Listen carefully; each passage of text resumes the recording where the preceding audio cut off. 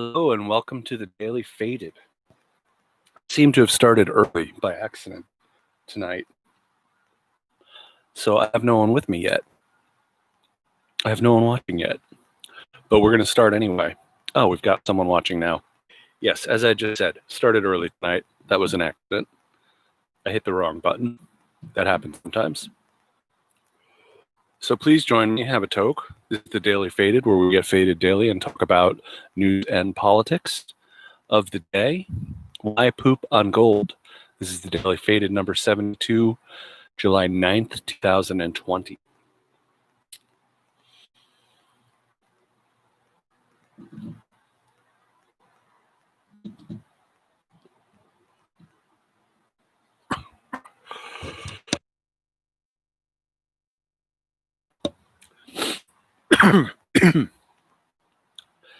So, first we're going to start off with the coronavirus update. This is from the NCOV 2019.live tracker. Worldwide, we're at 12.3 million cases, with over 221,000 cases being reported yesterday. That's up over 1.75%. We're worldwide up to over 556,000 deaths, with 5,366 being reported yesterday. The United States is over 3.2 million confirmed cases, 60,869 today, up almost 2%. We'll see if that number jibes with the other numbers tomorrow. I don't know if it's been a little off, but the numbers have been a little bit different from different sources. 135,807 deaths so far in the United States, with 945 being reported today. For a while we had gotten down into the 300, 400, 500, 600s in daily death tolls, but now that's 3 days in a row that it's been over 800. And here in California, we have 303,000 cases, reporting 7,248 today. That's up almost 2.5%. And we've got 6,850 deaths, 137 reported today, which I believe is the second highest death count that we've had, death toll that we've had in the state of California. 1 million of the United States cases of COVID-19. 1 million of those cases are from the last month. That's crazy. That's crazy. That means things are not getting better. Things are getting worse. Missouri, Tennessee, Texas, Utah, and West Virginia also set single-day records in their respective states yesterday. Diving in on COVID-19, New York Times article, under pressure from scientists globally, the WHO acknowledges that the virus can linger in the air indoors. The WHO on Thursday formally acknowledged that droplets carrying the coronavirus may be airborne indoors, and that people who spend long periods in crowded settings with inadequate ventilation may be at risk of becoming infected, a reversal that many scientists said was long overdue. The agency also acknowledged unequivocally that the virus can be transmitted by people who do not have symptoms. Apoorva Mandavili reports on the admission, which came after a push by more than 200 experts prompted the agency to update its description of how the virus is spread. The agency now says transmission of the virus by aerosols, or tiny droplets, may have been responsible for outbreaks of COVID-19 reported in some closed settings, such as restaurants, nightclubs, places of worship, or places of work where people may be shouting, talking, or singing. Okay, so this is incredibly important, this question of the aerosolized coronavirus and the danger of it lingering in the air. And I think one of the reasons this is such a really important key point to get right scientifically is because what are we talking about? we've been talking about reopening schools. And if the coronavirus lingers in the aerosol in the air, and let's face it, most brick and mortar schools do not have great ventilation. Certainly, none of the schools I went to growing up and as a kid had good ventilation, and my kids' schools don't have particularly good ventilation. So, and we know that masks don't protect the individual. Masks protect other people from the individual. So if they're sitting in a classroom for 3, 4, 5 hours, even 3 hours, enough of the virus from a kid who's sick could get out, could spread. Now, kids carry lower viral loads than adults do, and that's part of the reason that they don't get sick as much. Of course, there's that terrible disease, the uncommon disease that kids have. They get all these inflammations. I can't remember what it's called. But this is really important. This is really important scientifically.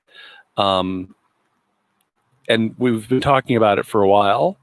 And I'm glad that the WHO has now acknowledged the research that's been done on this. Opening schools is a terrible idea. Quote, "It is refreshing to see that WHO is now acknowledging that airborne transmission may occur, although it is clear that the evidence must clear a higher bar for this route compared to others," said Lindsay Marr, an aerosol expert at Virginia Tech. Still, the updated guidance is not as extensive as many experts hope to see. The WHO had previously maintained that airborne spread is a concern only when healthcare workers are engaged in certain medical procedures that produce aerosols. But mounting evidence has suggested that in crowded indoor spaces, the virus can stay aloft in the air for hours and infect others when inhaled, and may even seed superspreader events. It has been widely accepted for months that seemingly healthy people can spread the virus, as evidence for asymptomatic transmission has been building. But from the beginning of the pandemic, the WHO has maintained that asymptomatic cases were infrequent and that asymptomatic transmission, while it may occur, was, quote, very rare. On Thursday, however, the agency said infected people can transmit the virus both when they have symptoms and when they don't have symptoms. The statement provides an explicit rationale for everyone to wear masks. The WHO endorsed them only in early June, long after most national governments did, and for more widespread testing, even of people without apparent symptoms. So,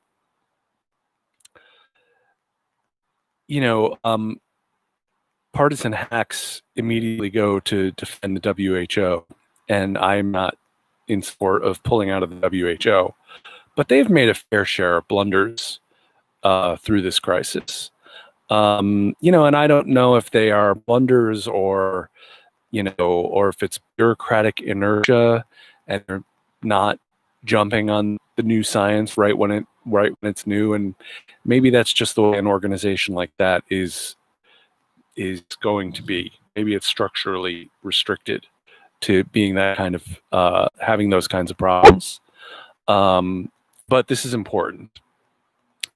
Moving along, Mayor Sylvester Turner canceled the Texas Republican Party convention in Houston next week, calling the gathering a, quote, clear and present danger.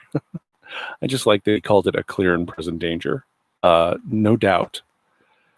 United Airlines is laying off 40% of its staff, 36,000 people, starting October 1st. So I'm glad we spent $50 billion propping up the airlines to save jobs so it can lay everyone off. 36,000 people being laid off. I'm not convinced the airlines or the cruise lines should have been saved. They're both industries that need completely different models after COVID-19. And if we're going to live in a world of pandemic awareness, if we're going to be prepared for the possibility that things like this happen, and God damn it, planes, and how many times have you flown and then gotten sick? Planes and Cruise ships are the worst possible environments. So they're going to need completely new filtration systems. They're going to need to space out the seating. They're going to need to have fewer people on the plane, fewer people on the boat, on the cruise ship. These industries are both outdated and they're dangerous. They're really dangerous. Not to mention the fact that we need to get all the jet fuel jets out of the sky anyway. And I met a woman who works for a company that is engineering electric jets. And they've already got one that flies and is their, I guess, their first model they've been doing tests with. Can't fly cross country, I don't think, on one charge, but you can fly an electric jet. Supreme Court. I haven't had a chance to comment. I didn't have a chance to comment last night on the Supreme Court. We have a couple of decisions here. The Supreme Court on Thursday ruled by a 5-4 margin that nearly half of Oklahoma is an Indian reservation in the eyes of the criminal justice system, preventing state authorities from prosecuting offenses there that involve Native Americans. Gorsuch sided with the liberals and wrote the decision. So we're having this interesting phenomenon of Neil Gorsuch and Brett Kavanaugh occasionally fighting with the liberals, unlike the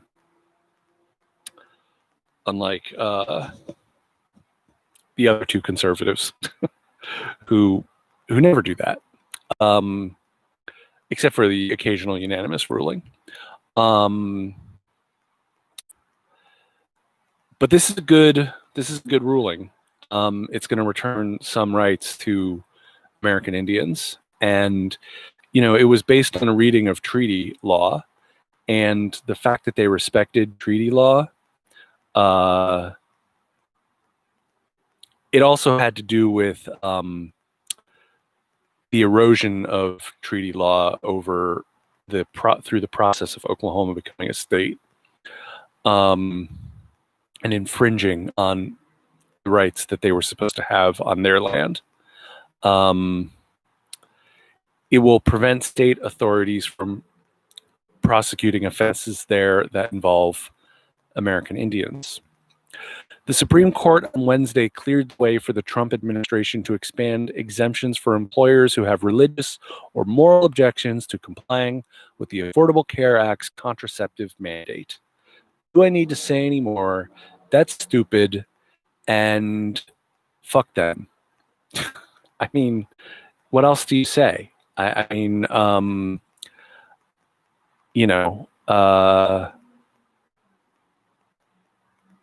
People always say fuck Mitch McConnell for blocking Merrick Garland. But what about Barack Obama? Where was his oratory when they were blocking Merrick Garland? Where was his fight? Where was his moxie? The Supreme Court ruled on Wednesday that federal employment discrimination laws do not apply to teachers whose duties include instruction in religion at schools run by churches. This is another terrible Supreme Court decision. It's turning the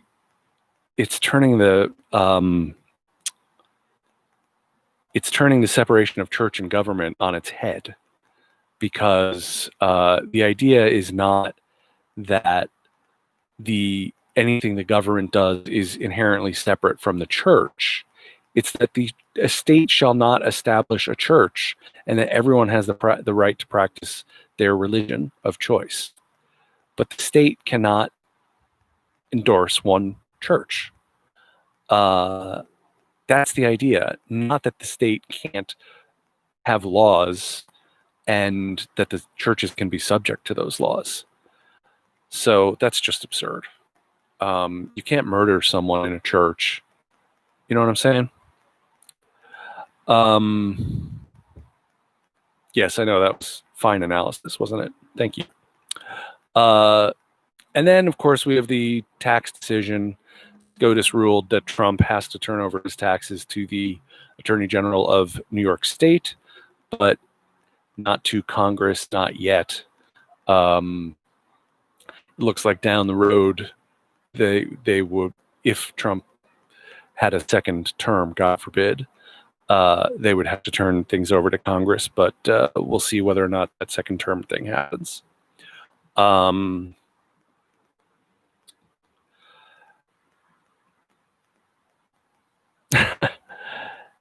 So, a wooden statue of Melania Trump near her hometown in Slovenia was burned down on July 4th.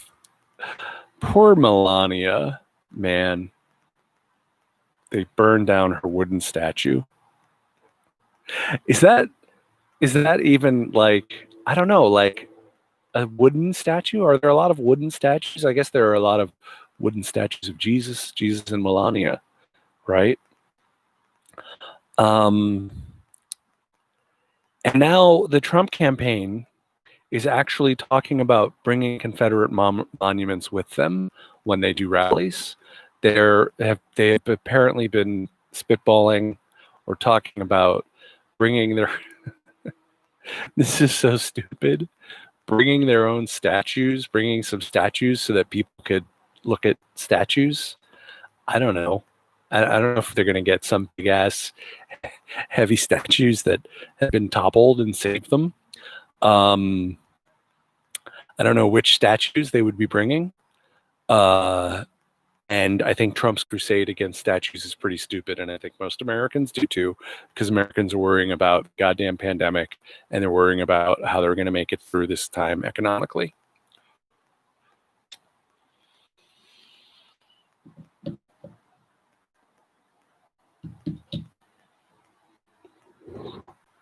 And I'm remiss if I don't mention that they're thinking about criminal justice reform and systemic racism.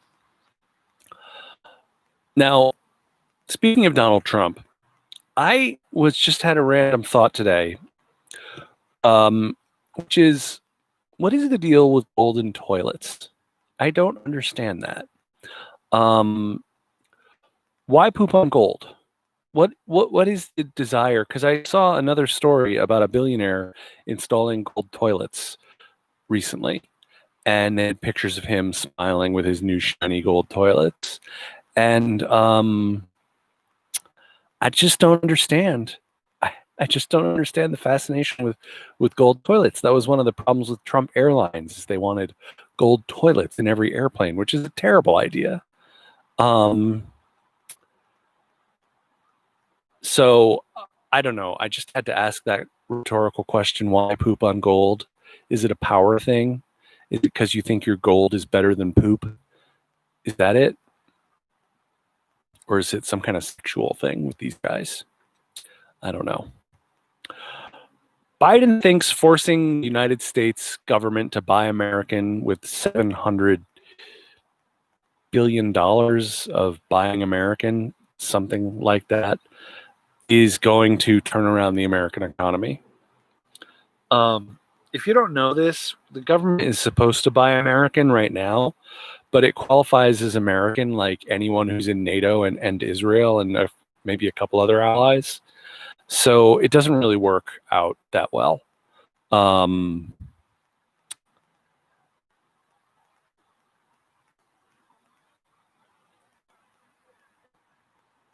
So if he reclassifies it as they have to actually be made in the United States, then yes, that's an improvement. And there's a lot of big companies that rely on federal contracts. So yeah, that's going to help, but it's not going to fix structural problems of our economy. That's just not going to do it. The task force results are mixed at best to bad. I think the two highlights for me, I mean, obviously no real movement on healthcare, except to say that it's a universal right, I guess. But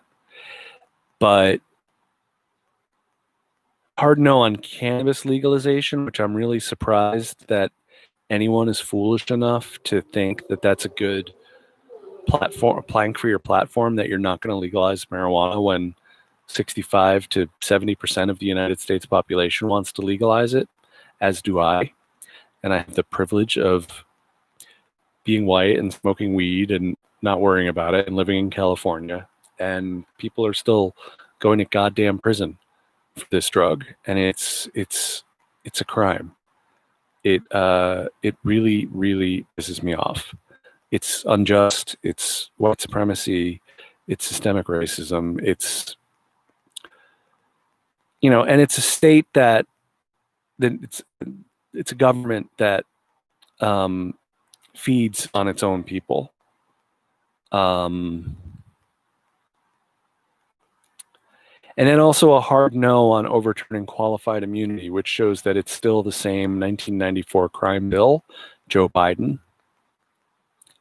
By the way, in case you're worried about Bernie voters not voting for Biden, right now the polling indicates 87% of Bernie supporters say they will vote for Joe Biden, which is higher than the 75% of Hillary Clinton supporters who voted for John McCain. The 75% voted for Barack Obama, 25% voted for John McCain. And now back into some coronavirus stuff here. 1.3 million workers applied for unemployment last week. So we're up to 50 million total workers who have applied for unemployment. We have a workforce of 160 million people, 160 million jobs. So that's nearly 1/3. Yeah, it's nearly 1/3 of the job market, 1/3 of the jobs. From the LAist, in LA County, most coronavirus bailout loans went to West Side businesses. Wealthier, whiter areas of LA County received far more Paycheck Protection Program loans than lower income areas where residents are primarily people of color, according to new data released by the Small Business Administration this week. Congress created the loans as part of the federal coronavirus stimulus package passed in March. They were designed to help struggling small businesses and are forgivable if used primarily to pay employees and basic expenses. In LA County, businesses in the 33rd Congressional District, which stretches along the coast from Malibu to Palos Verdes, received the most PPP loans. This district is 62% white and has a median household income of $114,000, according to census data. The 33rd district received 12 times as many loans as the 44th district, which includes communities like Compton, Carson, and San Pedro. That district is nearly 3/4 Latino and has a median household income of around $53,000, which means if you are a fancy business up in Brentwood or Pacific Palisades or someplace like that, and you have a working relationship with one of the major banks, maybe you've got a loan with Bank of America or Chase or something like that, then you got your PPP and you were all set. And, you know, if you own a market in Compton, ain't no way you got that PPP money. And we knew that this was going to be a system that was going to be completely unjust. We knew it was going to be a system that was going to go to people who had means, because there are a lot of small business owners who didn't have the means to secure PPP funds. And when you look on the map that shows how much money went to different regions, you see that the loans that went to the 44th district are much, much smaller and in smaller numbers. Obviously, 12 times less. So this just goes to show once again what a piece of shit the CARES Act was when it passed. You know, they really sold us out with the CARES Act. They sold out a lot of small businesses that couldn't access the money from the CARES Act. And that's criminal bipartisanship. That's what we need to call it from now on, criminal bipartisanship.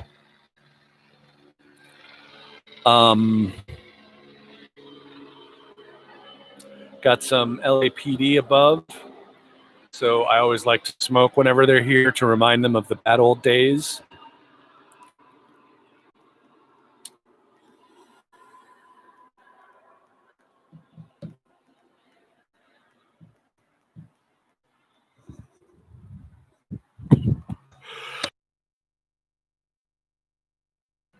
I get up in the morning at around 4:30, and I consume news all day long, and I make notes all day long on what I want to talk about in the show. But I have to take some time off from doing that. Also, as the day goes on, my back starts to hurt, so I have to spend some time on a heating pad or icing my back. And so I have time to watch a movie in the afternoon. And I watched Avatar today. I remember not really loving that movie the first time I saw it, but I really liked it today.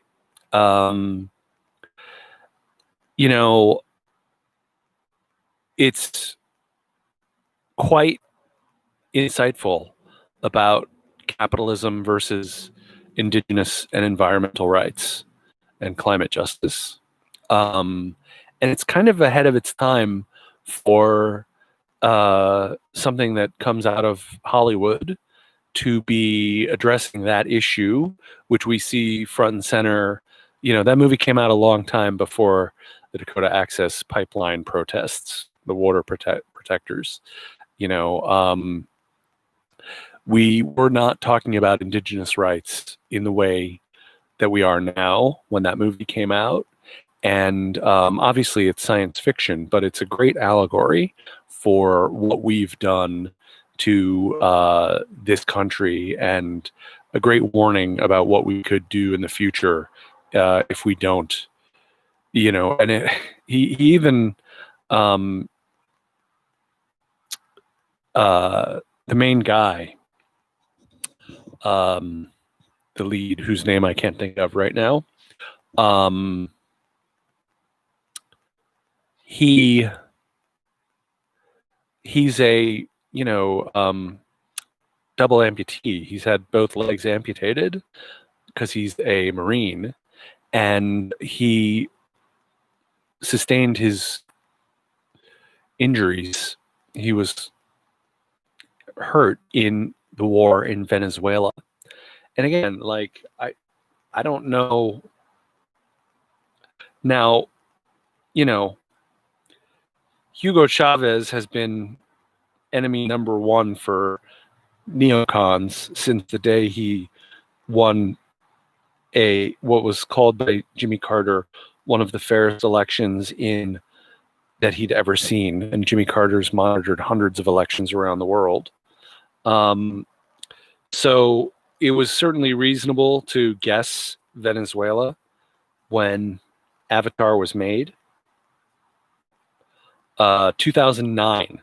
So he had already done a coup in 2002 in Venezuela, which didn't last very long, and they immediately returned Hugo Chavez to power.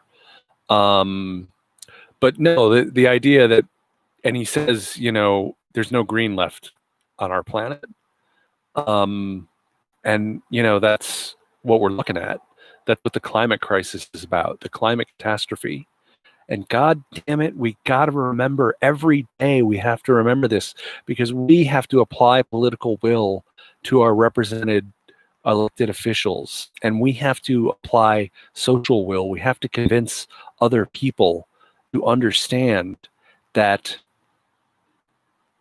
Puerto Rico was the canary in the coal mine for COVID-19.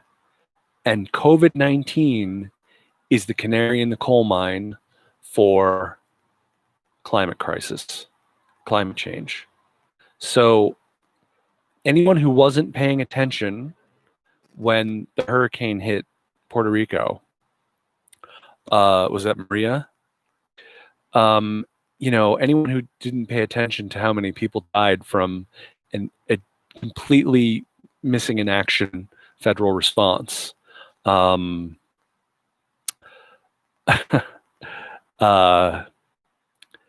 Michelle Goldberg of the New York Times said Trump is now throwing paper towels at all of us.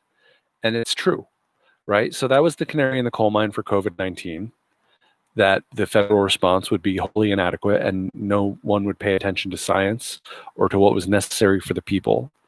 And COVID-19 is the canary in the coal mine for the world, for the whole fucking world, for climate change. Look what happened when we did and when we didn't do what the science told us with COVID-19. The United States, a disaster. Brazil, a disaster. Terrible experiences in Italy, Spain, the UK, Sweden, Russia, now India, Bolivia, starting to grow in South America, and I'm sure Africa's going to be a complete fucking mess when it finds its way to places like Nairobi. So we know that people who paid attention to the science and did what the scientists said, we know that they did better. That's New Zealand. That's Japan. That's Taiwan. That's Singapore. That's South Korea. And we see the disasters. We're living through the disaster. Climate change is the exact same fucking thing. The scientists are telling us we need to keep it in the ground. We need to keep it in the ground. Who out there is saying keep it in the ground? We have to hold on to as much carbon as we can. We need to shut down the fossil fuel companies yesterday, which is why I support a complete nationalization of the fossil fuel companies, all of them, with the intention of shutting them down by the end of the decade. I think it's the only way forward to deal with the climate crisis. It's the first thing that needs to be done. And we need to figure out the technology for the transition while we're at it. Anyway, I just wanted to touch on that tonight. So thank you guys for watching. Please hit subscribe and like. Peace out. I'll be back Monday night at 8.